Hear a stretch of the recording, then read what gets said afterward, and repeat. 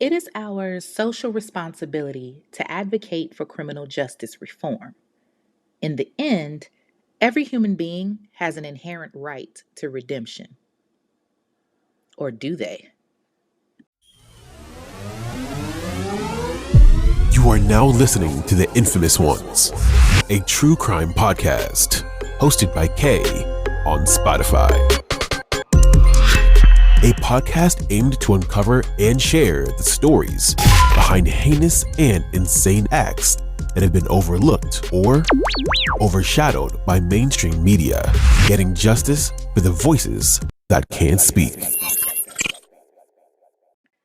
What's up, y'all? It's your girl Kay, and I am the host of The Infamous Ones, a true crime podcast. A podcast designed to focus on crimes committed in the Black community that you don't hear about in mainstream media, giving a voice to those victims that have otherwise been silenced. Now, I sincerely apologize because due to my having the flu and strep, I missed last week. Y'all, I am so sorry. Like, even now, I'm still struggling a little bit. And I hate to admit when my fiance is right, but I took a shot of his Uncle Nearest, and like, I promise y'all, I ain't coughed for like 20 minutes. Like, it's insane. I hate to admit when he's right, but babe might be onto something. So thank you, boo. But I'm back. I know y'all missed me. I promise I will try my hardest not to let that happen again. I think it was just, going from home to Texas and visiting for the holidays and the change in the temperature and everything. But your girl is back, okay? Now, this particular case did get a little bit of media attention. I know that I typically focus on the cases that you don't hear about in mainstream media, but it was just so much and so many layers that I felt like I needed to do an episode on it because even though it did get, some media attention, a lot of people still didn't know about it. And I do have to give the advisement that this episode is very traumatic as it involves children. And, anytime you have a situation that involves kids, especially innocent kids, it really tugs at your heartstrings. So just be aware that this case deals with children and, really bad things happening. This week's infamous case involves several victims: Latanya Clayton Green and her unborn child, Chadney Allen Jr., Kara Allen, Coy Green, Kaylee Green. There's also a living victim, Faith Whitney Harris Green, and the murderer, Gregory Vincent Green.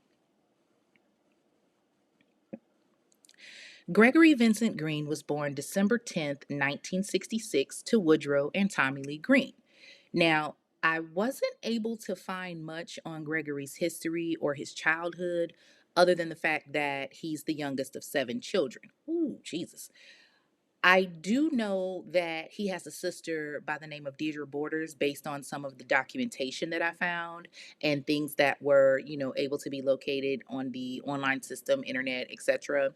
But there's just really not a lot that speaks to his childhood. And honestly, I'm gonna keep it a band with y'all. I don't even know if that would make a difference with this dude because, like, this nigga is really a piece of work. Like, if I was related to this dude, yeah, I'd want to keep that shit a secret too. Like, I'm not gonna want to tell people I'm related to you because, dude, you are trash. But we'll get into all of that as to why he's trash shortly. Where the story begins is in 1991. So, Gregory Green was married to his wife, Latanya Clayton. Now, they got married in 1989 and had been married for about, 2 years. Now, unfortunately, there wasn't much on Latanya's history either, other than some remarks that came from her close friend, Marilyn Scales, about, what type of person she was.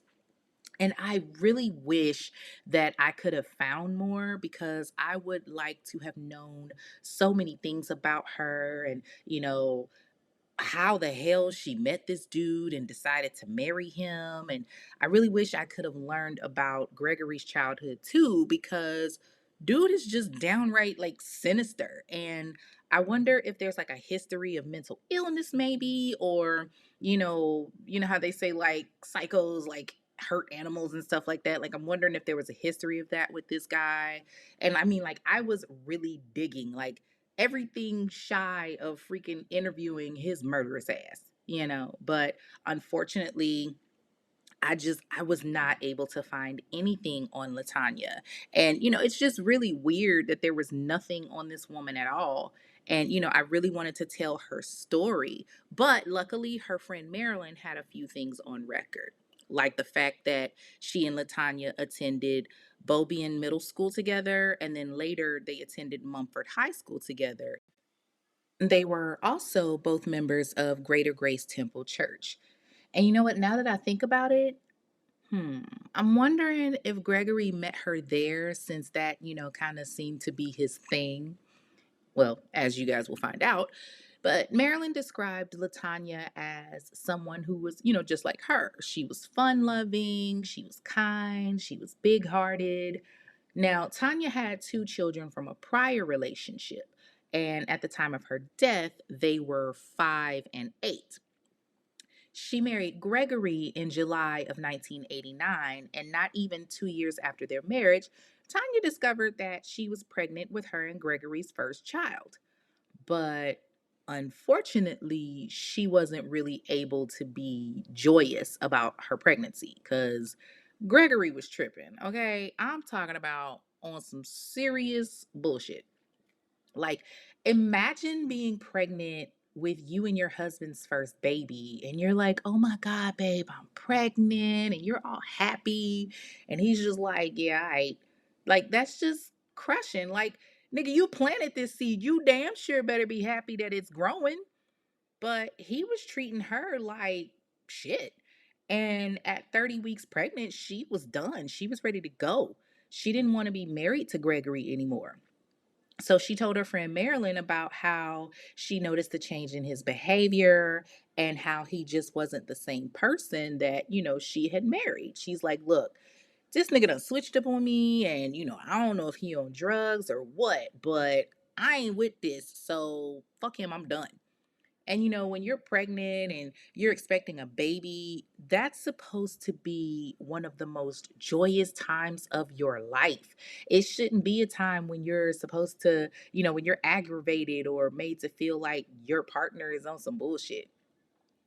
So, just a few days after their second marriage anniversary, Latanya told Marilyn over the phone how she was making plans to leave. Like, she told her she was going to church, then she was going to go home and pack her bags. And Marilyn is like, all right, bet, I'll support you. So they hang up the phone, but Marilyn had no clue that that was going to be the last time that she was going to see or hear from her friend Latanya again. On July 14th, 1991, Gregory, dealing with whatever fuckboy emotions that he had going on that day, took a steak knife and just stabbed Latanya.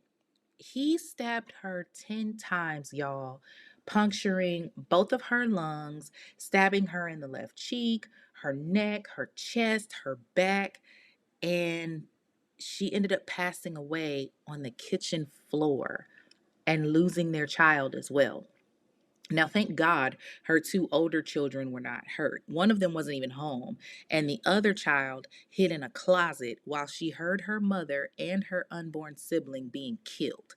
Now, again, it doesn't say much about the other children, and I'm kind of, attesting this to because it occurred before social media and the internet was as prominent as it is now, since this did, occur back in 1991. But like, can you imagine how this baby is feeling hearing that?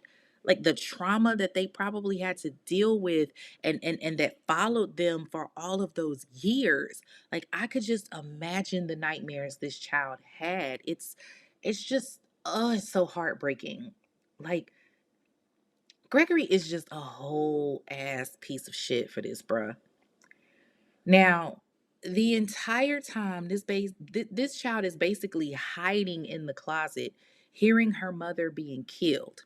And Gregory just snaps out of it, snaps out of his little moment. And he's like, oh, I guess I need to go call the cops now. So he goes and calls 911. And, he tells the dispatcher what he's done. Like, he's making it sound like he just stole some fucking candy or something. And he goes to wait outside on the porch. So when the cops get there, he tells them, like, hey, I stabbed her. She's laid up in the kitchen. And, of course, the police come into the house and they have Gregory in handcuffs and they find Tanya's body on the floor in the kitchen like he told them. And, they see that she's pregnant and, ultimately she's already passed away. So they ask him, they're like, hey, what did you do with the murder weapon? Like, we can't find it. Where's the knife that you used? We don't see it anywhere. Okay, now I'm sorry, y'all, but in today's society, this show would not have gone down like this. Like, y'all know, these cops be on some shoot 'em first, ask questions later. They would have pulled up this fool sitting outside on the porch, waiting on the cop show to show up. They would have pulled up and lit homeboy up with so many bullets. And honestly, will we really cared? Like, I'm just saying. So, the cops get there. They see Latanya on the floor. She's gone. They're like, yo, where's the knife? They're questioning him. Where's the knife? Where's the knife? And this fool says, oh, I put it in the refrigerator. The refrigerator? What?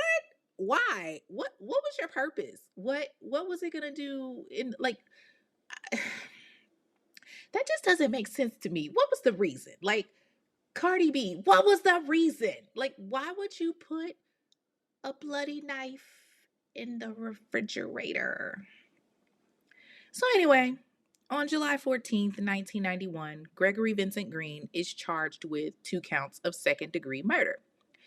But the crazy thing is, 2 days later, on July 16th, Gregory enters a plea of not guilty by reason of insanity.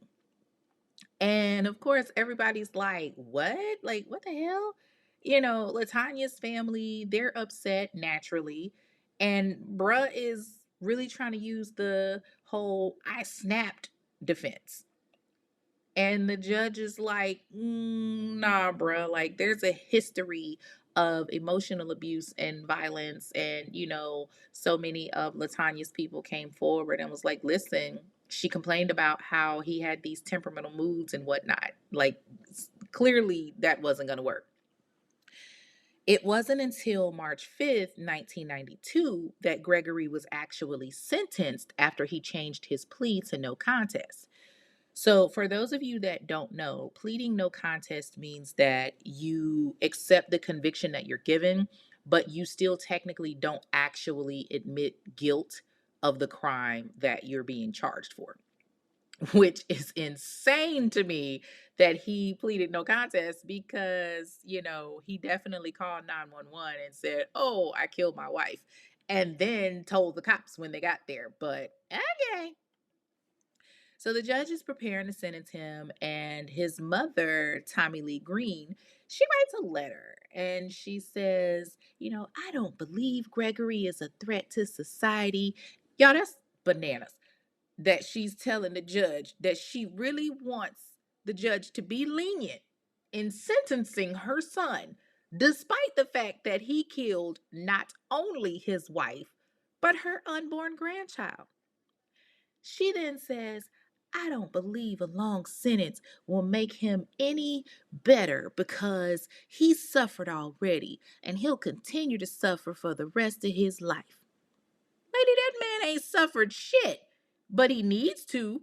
He deserves to. The one who actually suffered was Latanya when she was stabbed 10 times. The one that suffered was her unborn child when they were taken before they even had a chance to enter the world. What the hell do you mean he's already suffered and is going to continue to suffer for the rest of his life?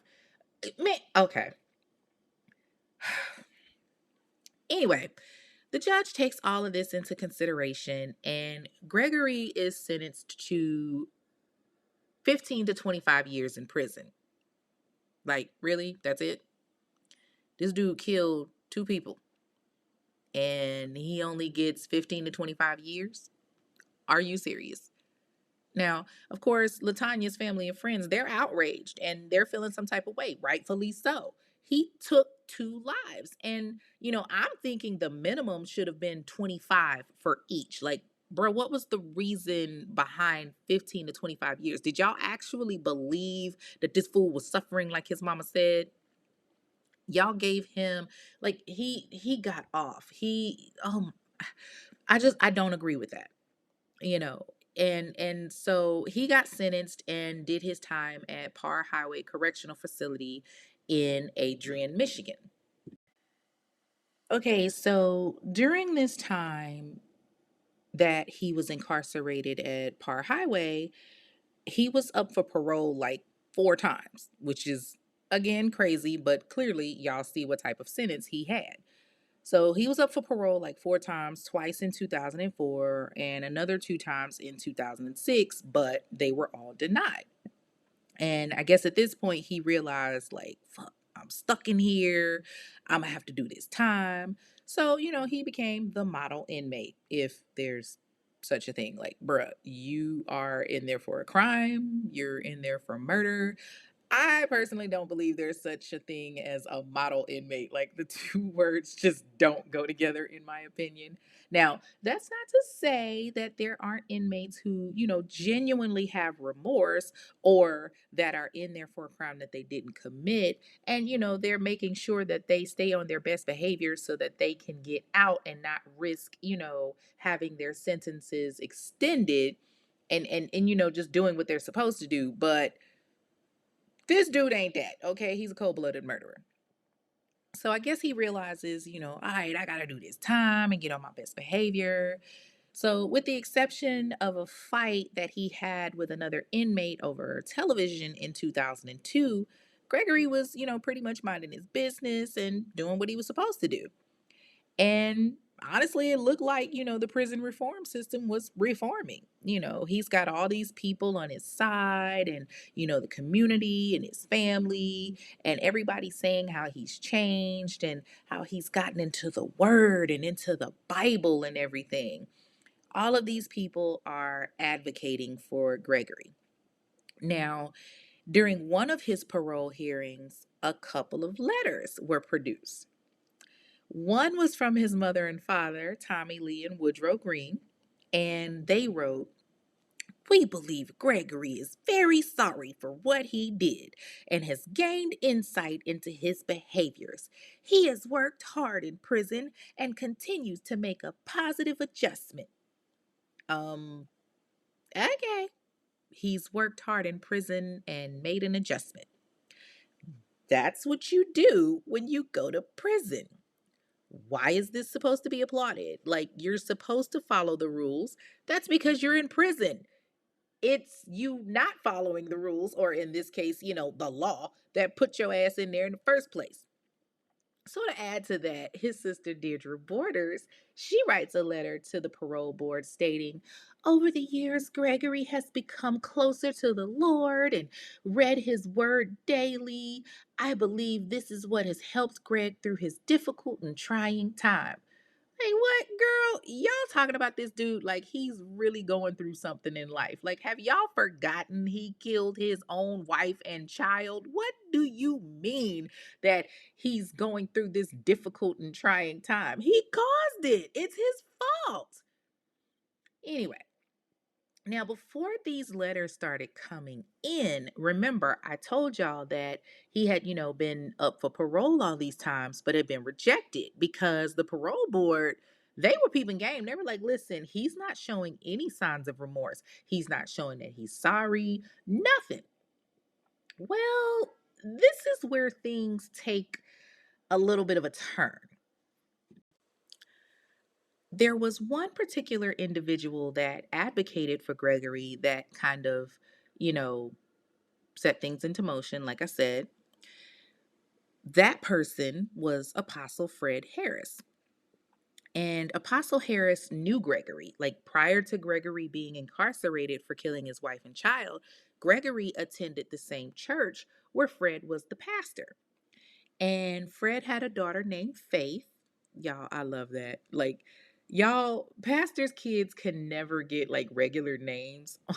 I know this is a side note, but they gotta have names out the Bible. Like it's crazy. Like real talk, I know an entire family that has their kids named after names and phrases in the Bible. And yes, I said phrases. Like one of the kids, the girl's name is Haluja, but it's spelled like hallelujah.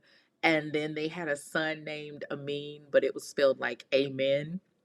Then they had a daughter named Praise, like stuff like that. I get a kick out of. I know it's silly, but that just tickles me. So, yeah, anyway, back to the story. Okay, so Fred has a daughter named Faith. Faith is the daughter of good old Apostle Fred and Pastor Kathleen Harris. Now, Faith attended the church naturally, but she was about 10 years younger than Gregory. Now, Faith remembered Gregory. Like, she had a little crush on him back in the day as a teenager. And y'all know what they say about them PKs. Y'all know PK is preacher's kids. Them preacher's kids, they be wild, okay? So, Faith is 14 years old at the time when she first meets Gregory, and he's 24, and he goes to their church and he's quite charming, with his little light skinned ass. And Faith is just infatuated. So, like after church, Faith and Gregory would sit on the bench outside and they would talk. Now, that in itself is problematic to me because, sir, you a whole grown ass man. Why in the hell are you outside sitting on the bench after church with a 14-year-old girl talking and carrying on and whatnot? And ma'am, where the hell was your daddy? Where was the good pastor at to, just let this happen? Like, I understand, having a conversation to an extent, but not to where we sitting down on the bench and just chopping it up like that. There is a 10-year age difference. You are a teenager. This is a grown man. And as a grown man, you should not, be that entertained by a teenager, by a 14-year-old. Like, if I know that my child has a crush on a grown ass man or a grown ass woman, I'm not going to sit back and be okay with, them having some in depth conversation like they were having. Like, you better get your pedophile ass away from mine because otherwise, you going to meet Jesus sooner than you think. Okay. I'm sorry, y'all. So let me get back on track. Okay. So when Gregory got locked up for murder, of course, people stopped seeing him at the church and they started, questioning his whereabouts. And folks started learning that he was in prison and, they're hearing rumors and everything, but there's nothing that's like 100% proof as to, what really happened. Now, I don't know exactly how Fred came about, to advocate for Gregory. I believe that I read in an article that stated that Gregory reached out to Apostle Fred Harris for help and for, spiritual guidance. But prior to Greg's parents and his sister writing those letters in 2006, Fred had actually written a letter to the parole board. And there was one particular letter that was written on August 17th of 2005 where he says, Gregory and I were friends before his mishap and he was incarcerated. I feel he has paid for his unfortunate lack of self-control and the damage he has caused as much as possible and is sorry. This will not restore the lives that were taken. He will carry that with him for the rest of his life. Now, y'all know me. This is where I'm thinking, No, you done fucked up, right? No, no, no, no, no, no, no, no, no, no. You know you done fucked up, right? okay, listen, I know that was, kind of messed up to say about the good pastor, but God knows my heart, okay?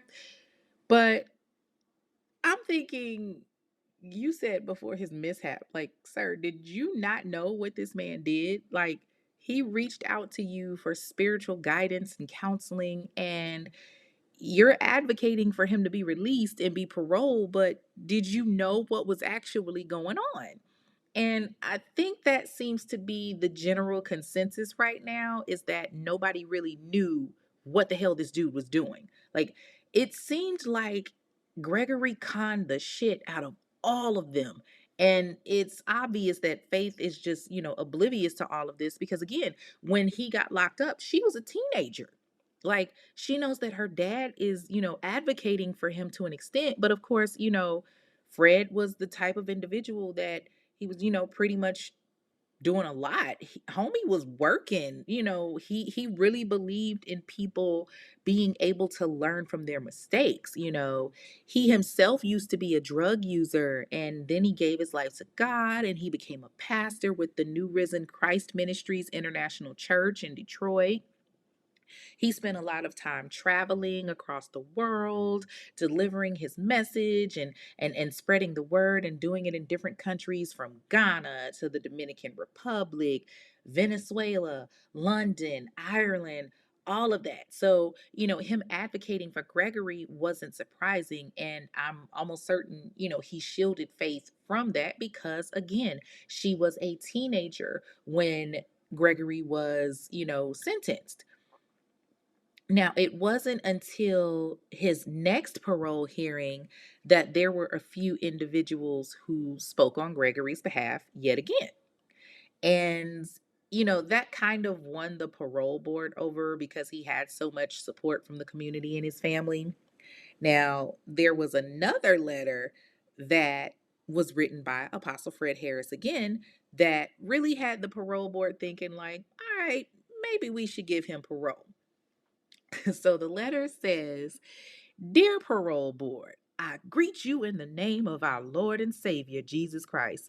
Boy, you know it's about to be good when they start off like that. When they put Jesus, Lord and Savior, Jesus Christ, oh, they about to preach. Anyway, dear Parole Board, I greet you in the name of our Lord and Savior, Jesus Christ. I'm writing this letter in support of Gregory Green. I understand he's been being considered for parole. Gregory was attending our church before he was sentenced to prison. He was very faithful attendance wise, showed a great interest in the Lord, and was very helpful. Over the years, we and some of our members have communicated with Gregory. I through visits as well as letters occasionally, and others have communicated through mail. Our ministry deals with correcting behavioral problems by understanding their origin, how we have been affected by them, and what we must do to change them. This procedure is called inner dealing and deliverance. With this technique in mind, while interacting with Gregory, I've noticed a great deal of growth, and his understanding has matured quite a bit, as well as his processing skills. If he was to be released, he would be welcomed as a part of our church community, and whatever we could do to help him adjust, we would. Y'all, this pastor was preaching in that letter, okay? He was going to give salvation through that letter. Okay, so after reviewing that letter along with Gregory's history while he was incarcerated and doing his time, the parole board is like, all right, you know what? He got good block reports. He's got a good work history. He's respectful to the staff, and he cool with the other prisoners. There's no minor conduct outside of that little ticket situation that occurred in 2002. So fuck it, we'll go ahead and grant his parole, even though his sentence was some bullshit anyway. So in 2008, Gregory Green was granted parole. He did 16 years out of the 25 that he was sentenced to, honestly, which really didn't mean much because had he not been granted parole in 2008, he would have been released 4 years later in 2012. So on April 29th, 2010, Gregory Green was released from prison. And just like that, the good pastor said, just like he said, he was welcome at their church. So he starts attending services and everything. And, little Faith ain't little Faith no more. She done growed up. Now, Faith is attending her father's church, and she's had two children now with her ex, Chadney Allen Sr. She's got a son, Chadney Jr., who at the time was around 10 years old. And she's got a daughter, Kara Allen, who was 8. So Faith sees Gregory and she's like, okay, well, you know what? I ain't no little girl no more. I'm about to shoot my shot. So she goes up to him after church and she's like, hey, what's up? And, it takes him a minute to recognize her, but he's like, dang, what up, though? So they start talking, and he sees that she's got kids. And, the way to get a woman is through their kids, with the compliments and all of that. So they start talking and everything, and he's all charming and charismatic and whatnot. And boom, now they kicking it. They're talking and rekindling and really just, getting to know each other. And she falls for him quick, like super quick, like Greg ends up moving in with her. Now, this was the red flag for me. If your dad didn't do his homework on why Greg was locked up in the first place and you didn't really know, why not check him out before, moving him in your house? You got kids, you got children, and we as women have to be careful when we're bringing a man around our children. There are so many instances where we just trust whoever we're with because we're so infatuated and we're so, caught up on this person that we don't think like, I need to do my due diligence and make sure that my child is not in harm's way. Now, be clear, in no shape, form, or fashion am I blaming Faith. However, the one mistake I think that she did make was she didn't really investigate. She didn't really pry. She didn't find out, why he was in prison until later on when it was too late. And when you have children, I've seen so many cases where kids are hurt at the hands of the person that their parent is with. And, it's obvious that she knew that he was in prison. So why not just do a background check before you let this man move in with you and your kids? Especially since Faith's own daughter, Kara, oh, she did not like Greg at all. Child, she clocked him from the gate. She noticed the mood. She saw through the bullshit. And Kara was like 8 years old when they got together. She's a young child, but clearly she ain't stupid. Okay, so Kara actually writes in her journal about Gregory. And it wasn't until, everything happened that Faith read read Kara's journal and she found out how she really felt. So, in one of her journal entries, she says, I don't like Greg. Mom's obsessed with him. I'm still mad about the picture. Just everything. And if I tell mom, all she does is the same thing. Ask why I haven't talked to him. Even if I say don't tell him, she does. I don't tell him stuff when she tells me stuff about him. Something doesn't seem right about Greg, and every time he's around, mom changes. Now, she got mom changes in all caps, y'all. It's too hard not telling her without still having someone to look up to. And they're talking about getting married. I don't want to call him dad. It's like everyone loves him but me. It's like I can't even explain it. Y'all, this is from a child, y'all. Like, wow. She knew what it was with him.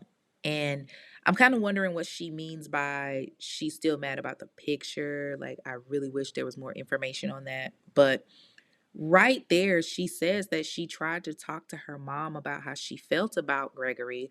And, her mom was, Faith was in love. Faith was acting different. Faith was dismissing a lot of things that her child was saying. And, y'all, if you do nothing else, listen to your children, listen to your child, listen to what they have to say, because it can make a difference between life and death sometimes.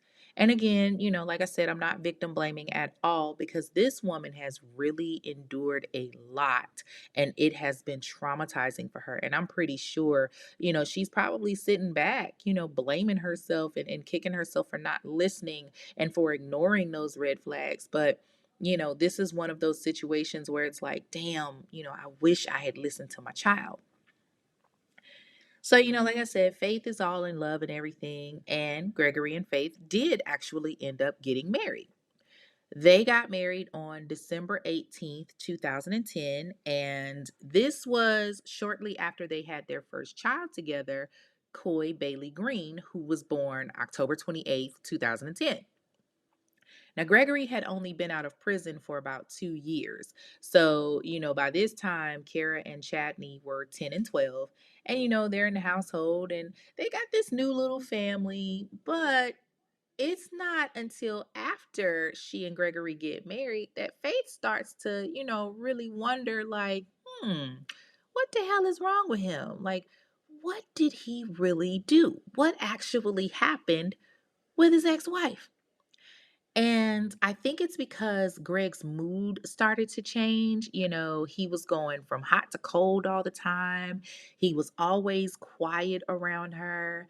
And Faith, she's like, I don't know why this man is tripping like this. I don't know what's going on, but I'm going to find out. So her curiosity finally gets the better of her. And she goes to him one day and she's like, hey, babe, we need to talk. I need to talk to you about something. And he's like, all right, what's up? So she hits him with the question. She's like, listen, I need to know why you were in prison, like what actually happened with you and your ex wife. Now, the story that he tells her is completely different.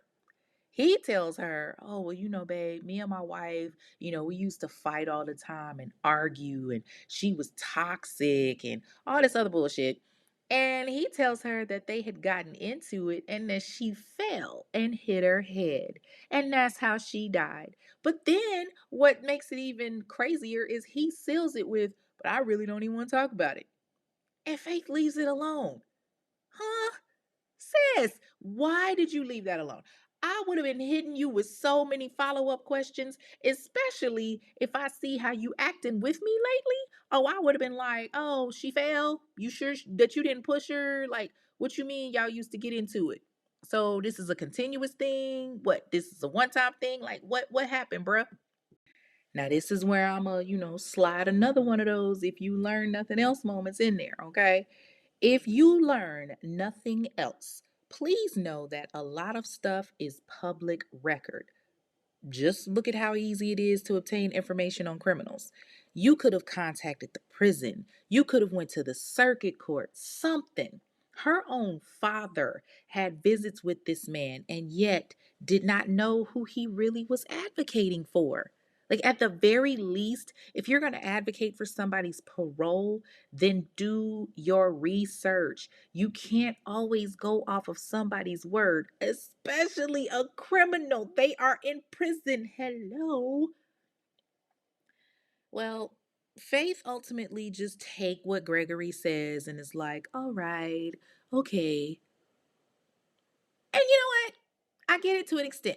I've always been one that has that philosophy of I trust you until you give me a reason not to trust you. Then I'm a side eye the fuck out your ass.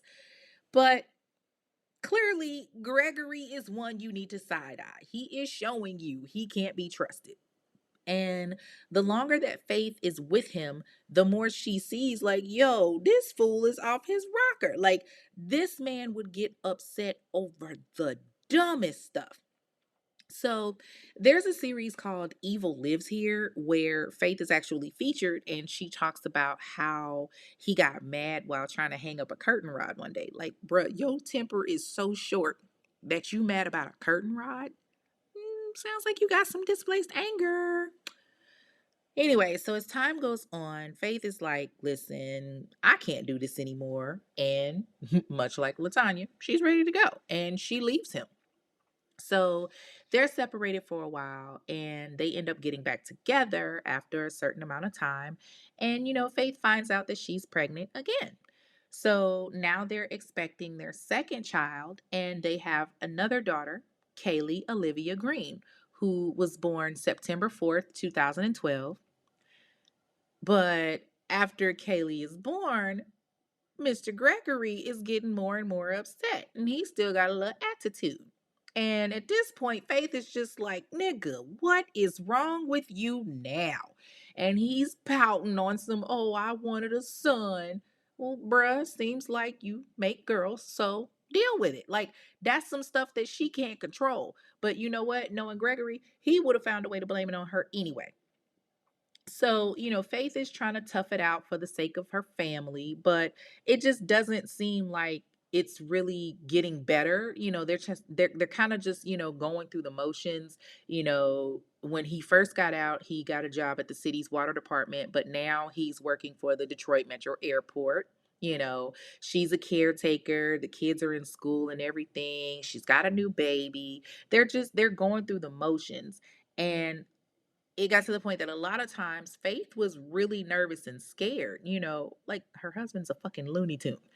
The longer that they're married, the more that she starts to see that he on that BS. He's temperamental as hell. He's lashing out at the kids all the time. And that's one thing that irks the hell out of me. If you got an attitude problem, cool, but don't take it out on your kids. Like, don't get physical with them.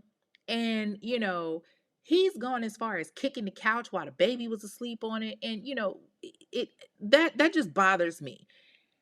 So after seeing him hit one of the girls, Faith is, she checks his ass. Like, she's like, yo, you need to take that on somewhere. And of course, he don't like, having his authority being challenged. But come on, man, you ain't got to take it out on the kids. And I don't blame her for stepping in because you got young kids, two little girls, one of which is a baby. And you got to think about the psychological aspect that it's going to have on them. Like, they're going to think, oh, well, this is how a man is supposed to talk to me or treat me. And that's far from the case. I don't want my kids growing up thinking that, being in an emotionally or verbally abusive relationship is normal. No, far from it. Now, Faith is just like, okay, this can't work anymore. This isn't working anymore. Like, it got so intense that in February of 2013, she tried to get a restraining order. Like, Gregory was constantly threatening her and snapping at her and, the kids, of course. So she's like, all right, I got to handle this. But the judge rejected it because it wasn't much to support her claim. So later that year, on October 11th, August 11th, she filed for a divorce.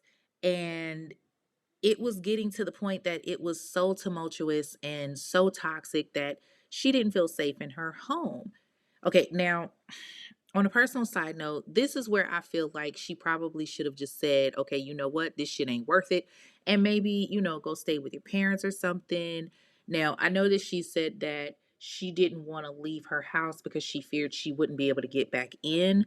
But and I get it, that's your house. But, at one point, Gregory is constantly threatening her and telling her, you need to leave, you need to get the hell out. And if I know that a fool got a criminal record and has been to prison, and now he's talking reckless to me after he went to prison for killing his wife, whether it was an accident or not, that I'm led to believe, I'm not chancing it. But again, that's just me. So, I feel like maybe if she had gone to live with her parents for a while, I think, maybe it could have gone different. I don't know. But what really threw me was the fact that she was having to sleep with sharp objects just to protect herself. Like, ain't no way in the entire fuck that I'm going to be in my house where I pay the bills and have to sleep with a weapon against my own husband. Like, hell no. I I can't get that. But, hey, whatever floats your boat, I guess. Anyway, stuff keeps going left with them, and Faith has had enough. So like I said, on August 11th, 2016, Faith filed for a divorce. Now, at this point, they have two kids together. So, Faith has a total of four kids that she has to worry about and that she has to take care of. And, she's got two with this man, and she's trying her best, to be a good co-parent. He's coming to get the girls or whatever, and, he's coming to see them, and he's asking her to meet him in these crazy ass, like, isolated places and stuff. And Faith is like, hell no, we're not doing that. Like, no, I'm not meeting you in no damn woods and nothing like that. You can see, so you can see the girls. Like, no, you gonna meet me in a brightly lit area where I can call for help if need be. You feel me? Like, at this point, she done peep game. And she's like, no, we not doing that today. We gonna do this the way I call it. So she filed for divorce and all of that. And it's unclear if he just came over or if he was like staying in the house still and they were just separated. That part is unclear to me because I'm trying to figure out how he was able to get in the house or to be in the house and do what he did. But even with her filing for a divorce and saying, enough is enough after 6 years with this man, September 21st, 2016 just completely changed everything and just shattered Faith's entire world. On September 21st, 2016, it's close to 1 o'clock in the morning, and Faith is waking up out of her sleep by Gregory. He's, shaking her awake and he's barking at her, get up. And she's like, what the hell is wrong with you? Like, what you want? It's late. I'm asleep. And, he's still saying, like, get up, get in the living room.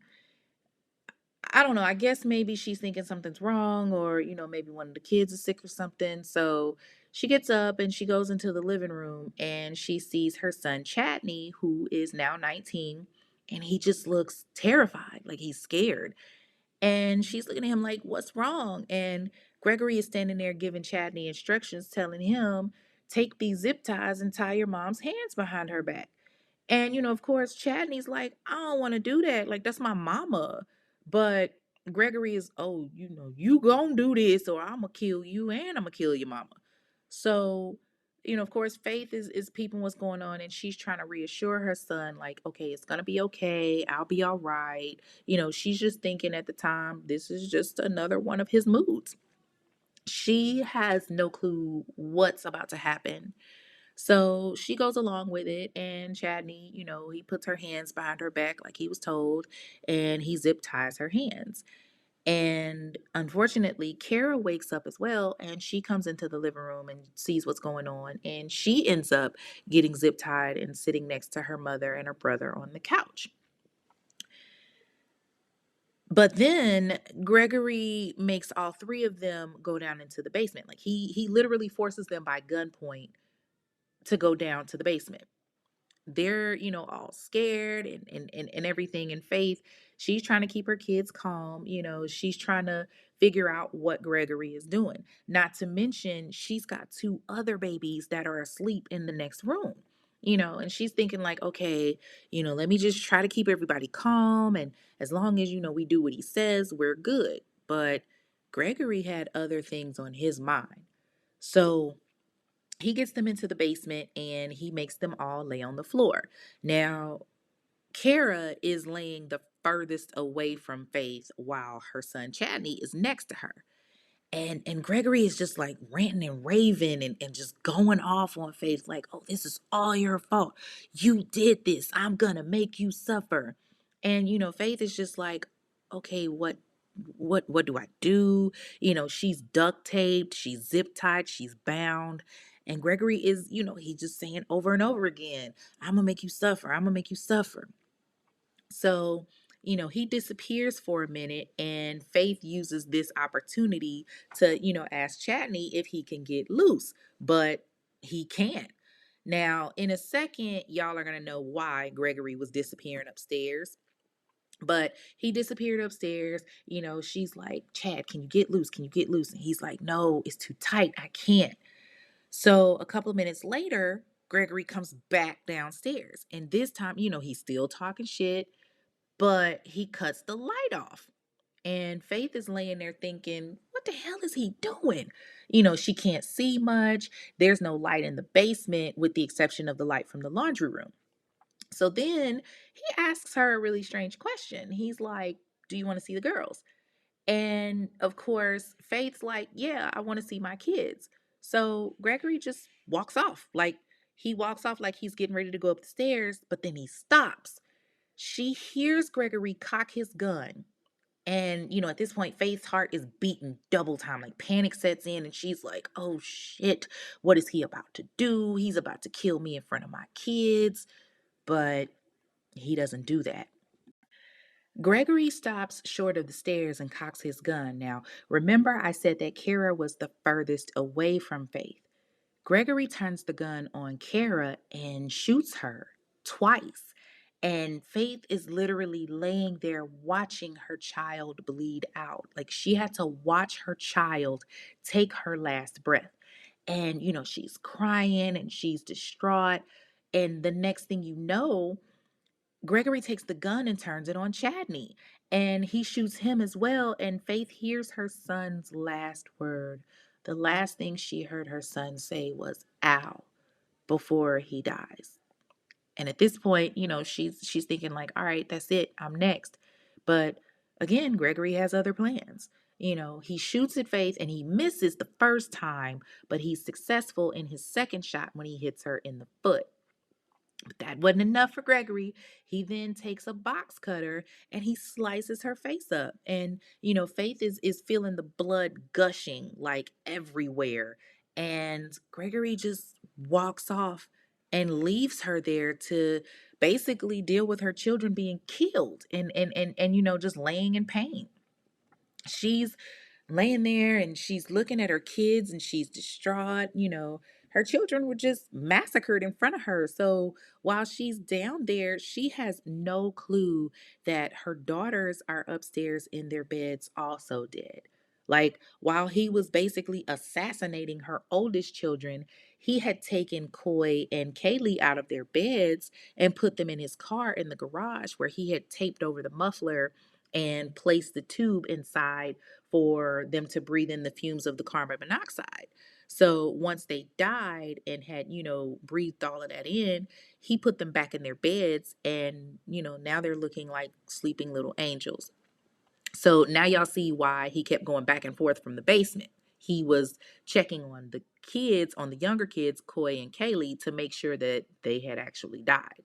And the whole time, Faith is still downstairs in the basement, bound, unable to help her children. She's just done. She's devastated. Her reason for being is gone. Now, much like he did with his first wife, Latanya, around 1:15 in the morning, Gregory calls 911. And, he tells the dispatcher, I need y'all to come to my house. I just killed my kids and my stepkids. And, I cut up my wife's face. Like, I cut her a couple of times. I shot her. She kept pushing me. She kept pushing me. And the dispatchers send out the police to the, 4400 block of Hip. And the entire time, Faith is still downstairs in the basement. He ain't came back downstairs, nothing. When the cops get there, he lets them in and somebody comes downstairs and they're, trying to get Faith out of the zip ties and everything.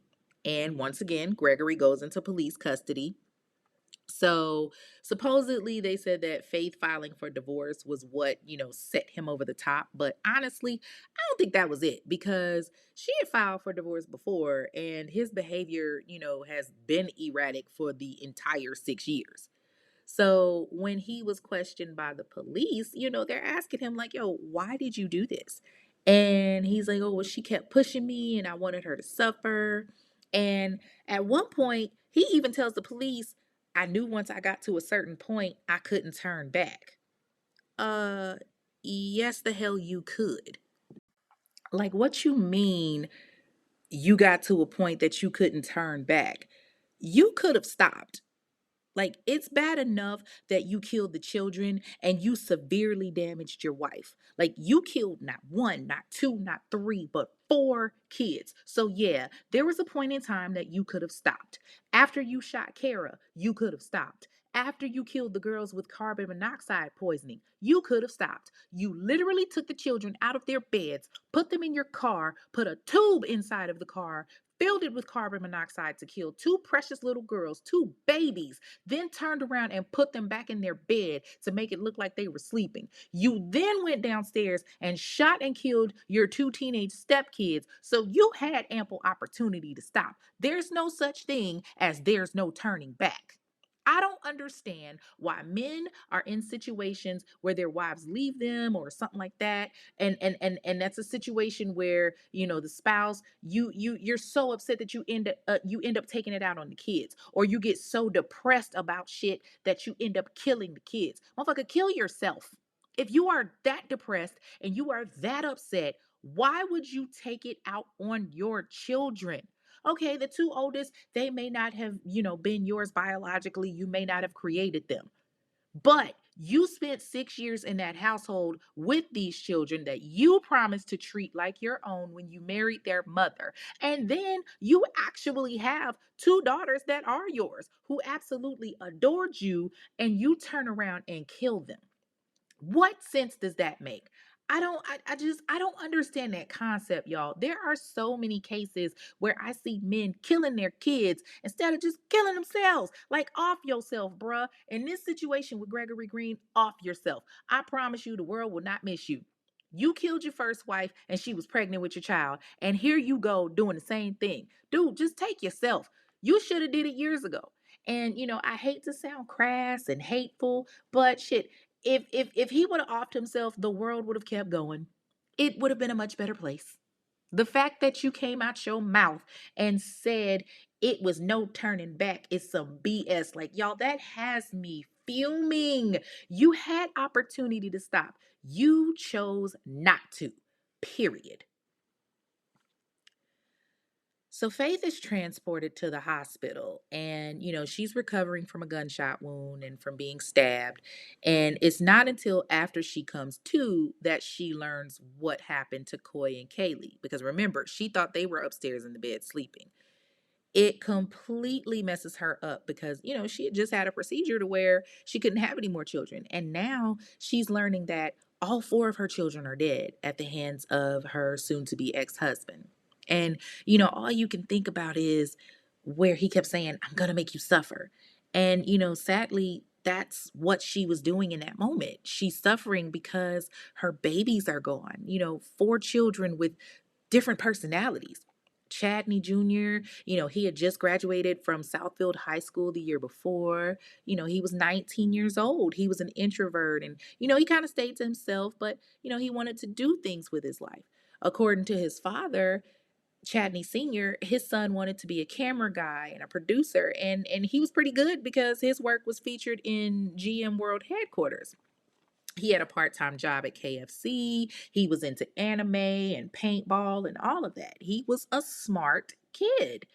Kara was, the All American girl. She was an honor student. She was in the National Honor Society. She was a varsity cheerleader for the football team, wrote for the school paper. She wanted to be a medical doctor. She was actually preparing to go to college in North Carolina at Salem College. She tutored, she fed the homeless. She was such a beautiful girl that everyone spoke highly of. And, then you had Coy, who was the 6-year-old first grader that loved, the color purple. And I mean the actual color, not the movie. And, she was the typical child. She loved her teachers and was learning Spanish. And oh my God, Kaylee was so cute. She wore the cutest little glasses. And, in fact, they had just celebrated Kaylee's birthday. And like literally, there were still decorations hanging up in the house. Like, and, she was also into cheerleading like her sister and, liked singing and ballet. And, here he is taking all of that away in the blink of an eye. So this time, Gregory couldn't plead insanity. The assistant Wayne County prosecutor, Miss Tricia Gerard, she made it clear that Gregory had planned the killings while he was shopping at Home Depot the week before. He bought piping to like alter the exhaust system of the car where he poisoned Coy and Kaylee with the carbon monoxide. But Wayne County prosecutor was smart.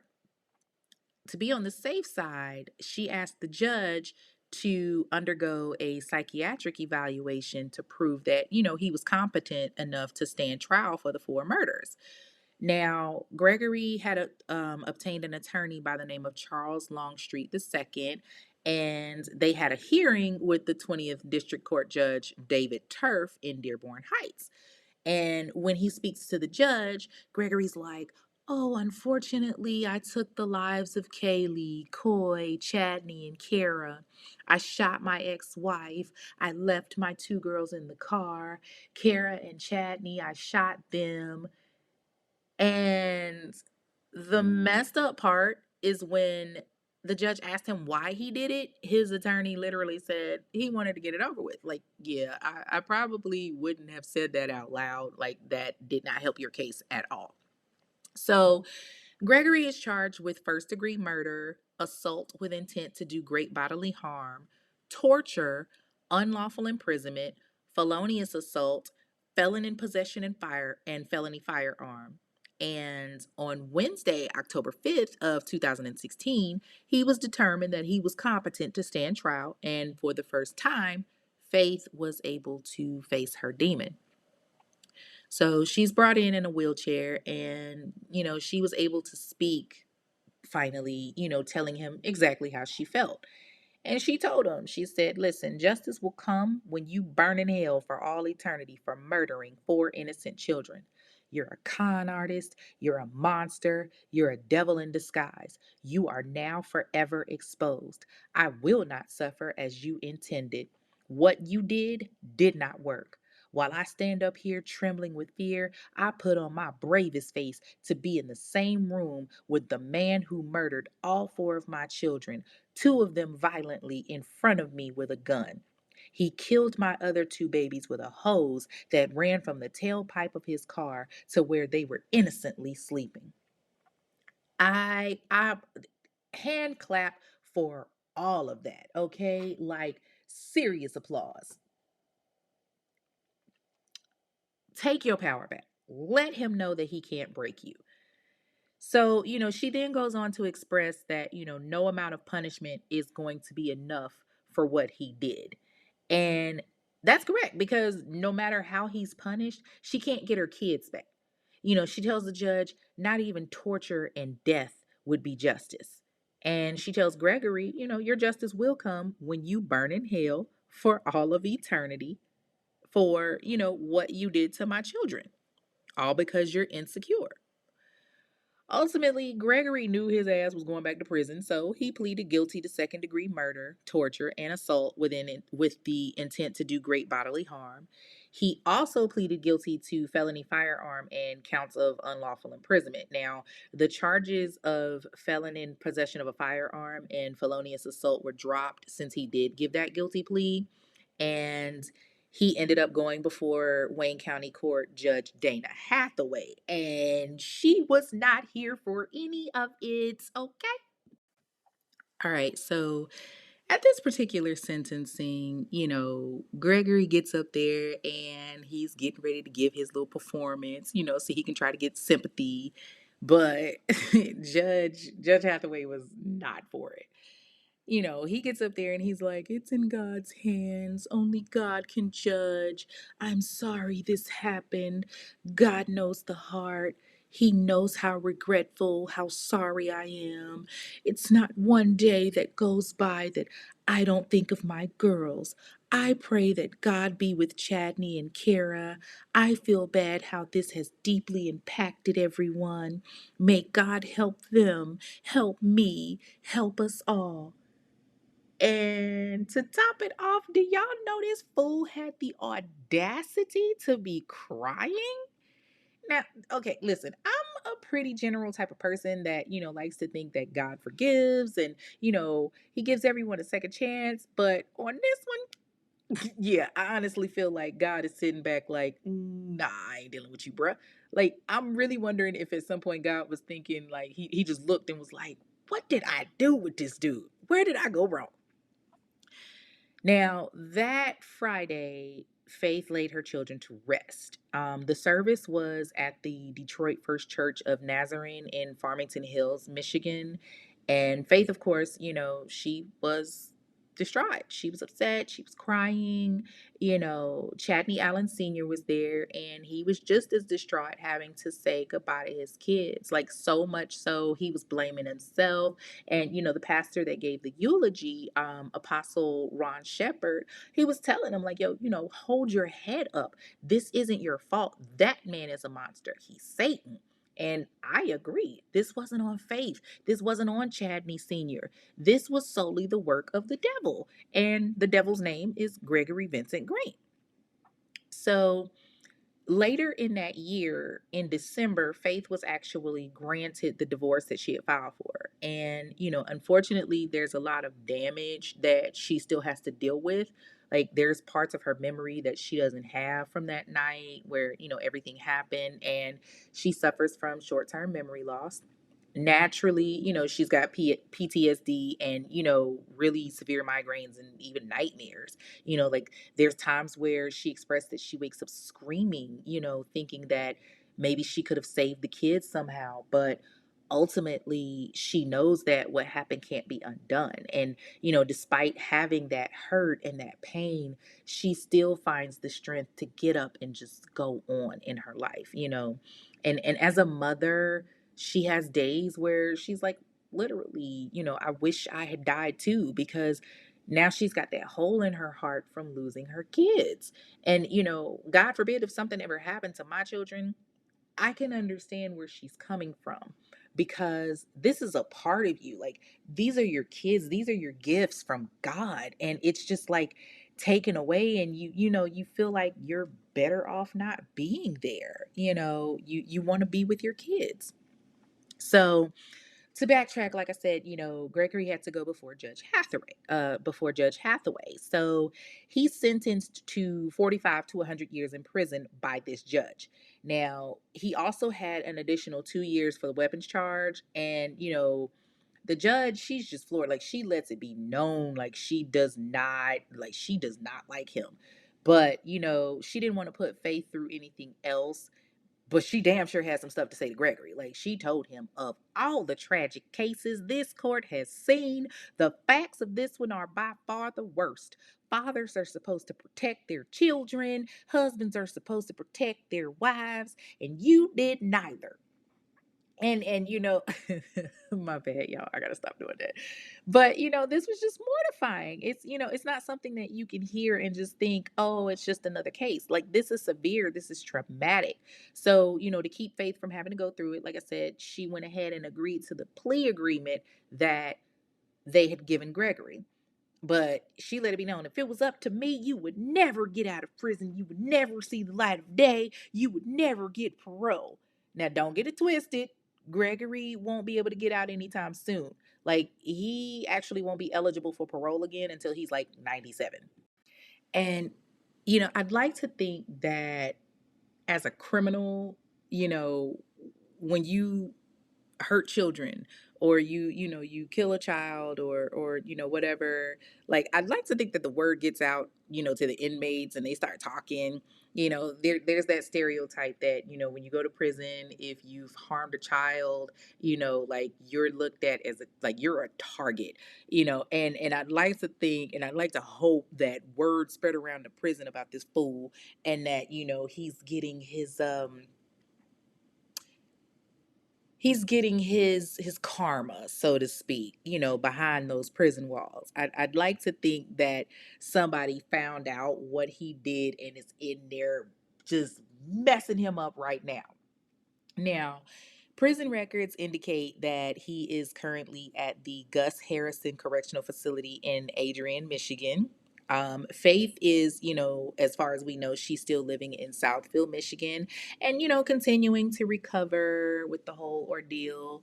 There's a foundation that's set up for her to, assist her with surviving and recovery, and moving on in her life, which I really think is pretty cool. Sadly, she and her father don't really have much of a relationship. Like, they're not really speaking right now. And, I feel like he probably blames himself. Like, he probably thinks, like, it's his fault, because he didn't really, look into everything. He didn't really know what was going on with the man that, he fought so hard to get out of prison.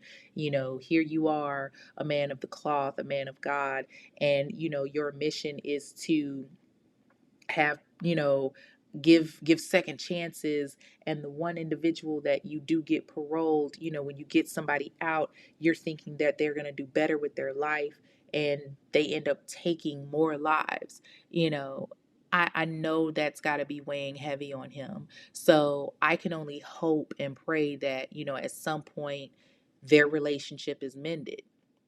And, y'all know this is the age of social media. So, of course, I checked his social media page on Facebook, and Faith is nowhere on there, like, at all. Unless she's under an alias or something, she's not on there. Now, she did have a page for, her author page and everything, but I did not see her on his page at all. I did see that his profile picture was of the children. I really hope, like, truly and sincerely, that he and Faith mend their relationship, because this wasn't their fault. Like, yeah, things could have been done different. Yeah, they could have, done a little bit more digging.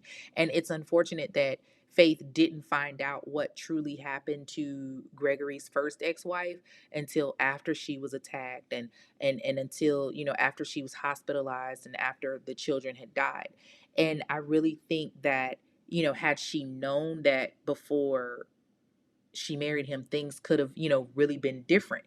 She probably wouldn't have married him. She wouldn't have, brought him around her children, but there were a number of things that played into it. There were a number of factors. She was a teenager when he was locked up, and I'm pretty sure her father shielded her. So, I would like to think that if she did do just a little bit of digging, she might have known a little bit more, and things could have, had a different outcome.